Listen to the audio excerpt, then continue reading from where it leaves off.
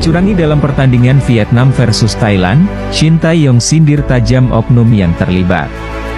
Gugur dalam suatu turnamen, ketika tim bermain buruk, hingga berujung kekalahan adalah suatu hal yang wajar dan bisa diterima.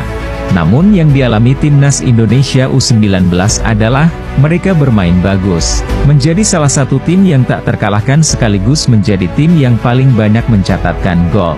Yang terjadi, justru timnas U19 lah yang harus tersingkir dikarenakan tindakan tidak sportif di laga Vietnam versus Thailand. Menanggapi hal ini, Shin Tae-yong yang telah berjuang menampilkan permainan Spartan dan elegan menyatakan kekecewaannya terhadap seluruh oknum yang terlibat. Dalam wawancara usai pertandingan, pelatih yang pernah menaklukkan timnas Jerman dalam helatan Piala Dunia tersebut mengatakan, "Kami tidak lolos dan ini tak masuk akal. Harusnya pesaing kami main fair play, tapi nyatanya tidak seperti itu." Thailand dan Vietnam mungkin takut sama Indonesia. Oleh karena itu, saya sedikit tersinggung dan tak senang dengan situasi ini. Artinya, Vietnam dan Thailand mulai merasa Indonesia semakin kuat dan baik, makanya mereka berbuat seperti itu.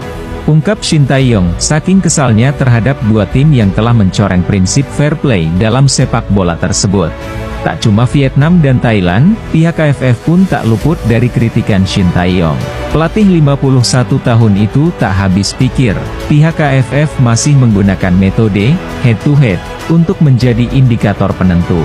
Di situasi ini, head-to-head sudah tak dipakai oleh FIFA dan AFC. Tapi memang sedikit aneh, regulasi ini masih dipakai oleh AFF. Tutup Shin Tae-yong. Kekesalan Shin Tae-yong akan situasi yang merugikan anak asuhnya, juga turut kita rasakan. Berapa banyak pengorbanan untuk tim ini, bahkan berhasil mencatat 17 gol. Sebuah sejarah besar bagi sepak bola belia di Asia Tenggara. Berapa banyak para pemain timnas muda, yang terpaksa harus cedera, saking ngototnya untuk menang. Bahkan pelatih Shin Tae-yong tak kenal libur, demi menyiapkan tim dengan maksimal. Yang mana, belum seminggu ia menyelesaikan misi di Kuwait, dan membawa timnas senior lolos ke Piala Asia. Ia langsung menyiapkan tim ini untuk berjuang di AFF U19. Yang terjadi, etos kerja dan permainan indah yang ditunjukkan pelatih dan pemain timnas Indonesia U19, hanya sebagai bahan olok-olokan bagi Vietnam dan Thailand di laga terakhir. Jarak antara gol Thailand dan Vietnam yang begitu berdekatan, serta proses gol yang sedikit menimbulkan tanda tanya. Ditambah setelah skor imbang, mereka bagai mempermainkan prinsip fair play sepak bola. Dengan bermain kucing-kucingan, yang seketika menghilangkan nilai estetika dari sepak bola itu sendiri.